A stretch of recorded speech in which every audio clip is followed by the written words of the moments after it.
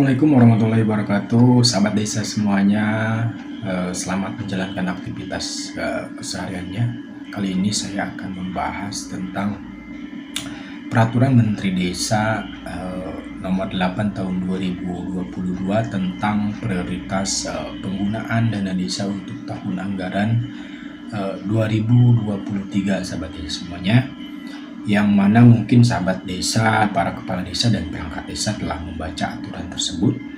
Namun saya akan menjelaskan tentang poin yang untuk pemulihan ekonomi nasional sesuai kewenangan desa masing-masing, lebih dititik beratkan kepada desa yang memiliki potensi wisata desa di tempat sahabat desa semuanya. Baik, sahabat desa semuanya, di dalam peraturan Menteri Desa tersebut memang disampaikan bahwa untuk pemulihan ekonomi nasional, selain dari badan usaha milik desa ataupun BUMDes ataupun badan usaha milik desa bersama, juga untuk pengembangan desa wisata. Nah, ini menjadi kabar baik dan tentunya menjadi spirit semangat bagi desa-desa yang memiliki potensi desa wisata itu sendiri, sahabat desa.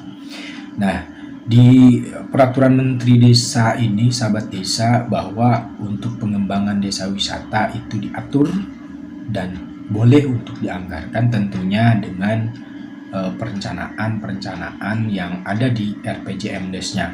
Kalaupun di RPJMDes-nya tidak ada untuk pengembangan desa wisata, maka tentunya harus diubah dulu RPJMDes tersebut. Baik, sahabat desa, untuk pengembangan desa wisata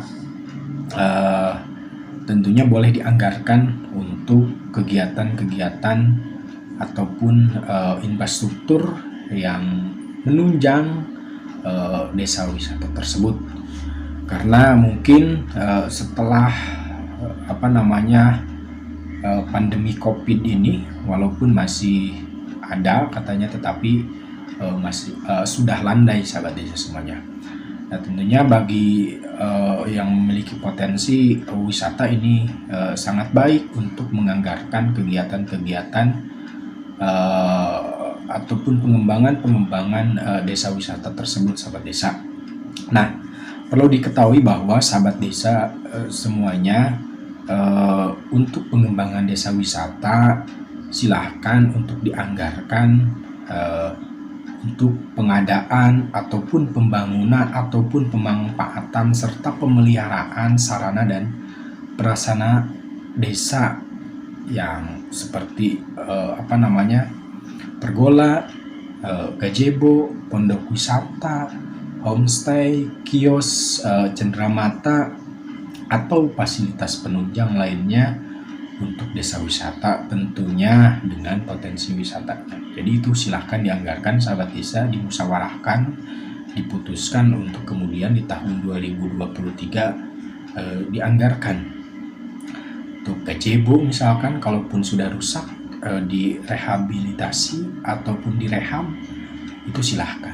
Ataupun pengadaan alat yang menunjang desa wisata, misalkan untuk kegiatan aksesoris lainnya yang butuh perawatan ataupun misalkan pengadaan baru, itu silahkan untuk dianggarkan, sahabat desa. Lalu yang berikutnya, promosi desa wisata diutamakan melalui gelar budaya dan berbasis digital. Nah, silahkan dianggarkan juga untuk promosi desa wisata tersebut, baik dalam gelaran budaya ataupun misalkan dari kegiatan seren tahun kalau di Jawa, ataupun misalkan hari ulang tahun desa, sekaligus menjadi ajang promosi desa wisata tersebut.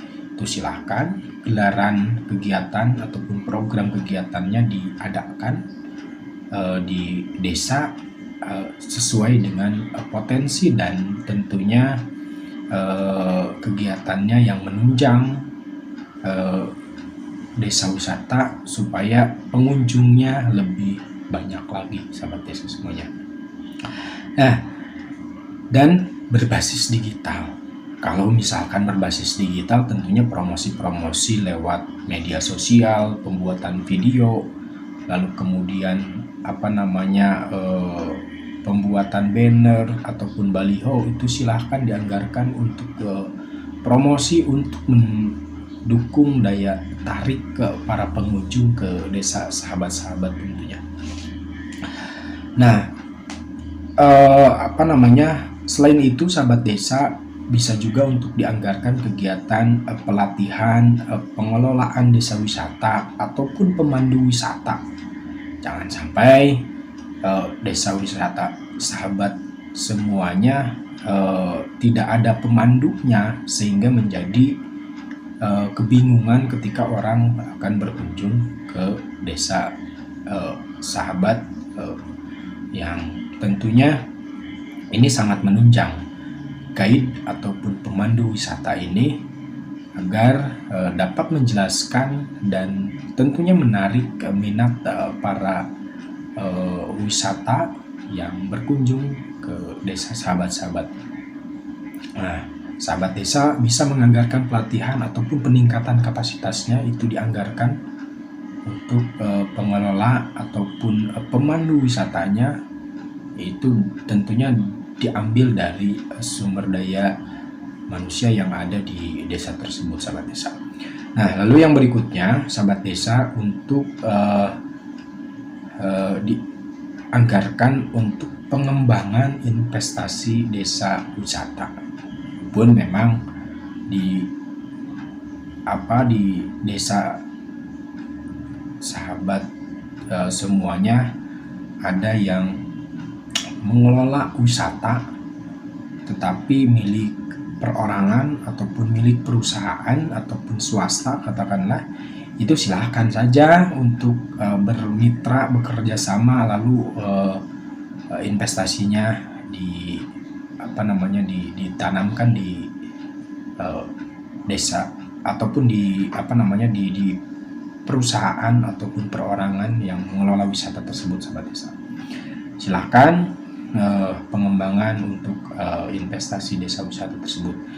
Lalu yang berikutnya sahabat desa, ada pengembangan kerjasama antar desa wisata. Kalau misal potensi wisata tersebut berdampingan dengan beberapa desa ataupun 2 desa, silahkan untuk dikerjasamakan tentunya dengan anggaran desanya masing-masing dan disepakati di dalam musyawarah desa, sahabat desa. Nah, tentunya sahabat desa ini menjadi angin segar bagi pengelola wisata, yang mana di masa pandemi memang saya yakin banyak pengelola wisata ataupun wisata yang ada di desa ini terbengkalai karena memang tidak ada pengunjung. Nah, sahabat desa, selain itu juga tentunya hal lain yang memang untuk pengembangan desa wisata ini silahkan saja dimusyawarahkan di tingkat desa dengan BPD serta kelembagaan lainnya dan perwakilan masyarakat untuk menyepakati apa saja sih yang akan dibiayai untuk kegiatan desa wisata. Kalaupun memang potensi-potensinya sudah ada, kenapa tidak? Kalaupun tidak ada, untuk menciptakan itu bukan hal yang sulit kalau ada kemauan sahabat desa semuanya. Tentunya sudah barang pasti ini menjadi penopang untuk PADES tersebut atau penghasilan asli desa. Nah, silahkan dianggarkan, karena saya tidak tahu dana desa ini ada entah sampai kapan, yang dari APBN tentunya ya. Kalau APBD ataupun APBD 2 itu ada, tapi kalau dari APBN saya tidak bisa menjamin akan selalu ada. Makanya di aturan-aturan itu selalu untuk kegiatan-kegiatan penunjang ekonomi di desa, biar memang desa ini bisa mandiri membiayai desanya sendiri, tidak mengandalkan dana desa ataupun dana-dana dari pemerintah di atasnya, karena stimulan untuk pengembangan keberdayaan ekonominya itu sudah diatur dan itu diperbolehkan, sahabat desa. Tinggal sekarang menentukan keputusan sahabat desa dan masyarakat desa, kepala desa, untuk memutuskan dari PADES tersebut akan dihasilkan dari mana. Mungkin hanya itu yang bisa saya sampaikan, kurang dan lebihnya mohon dimaafkan. Assalamualaikum warahmatullahi wabarakatuh.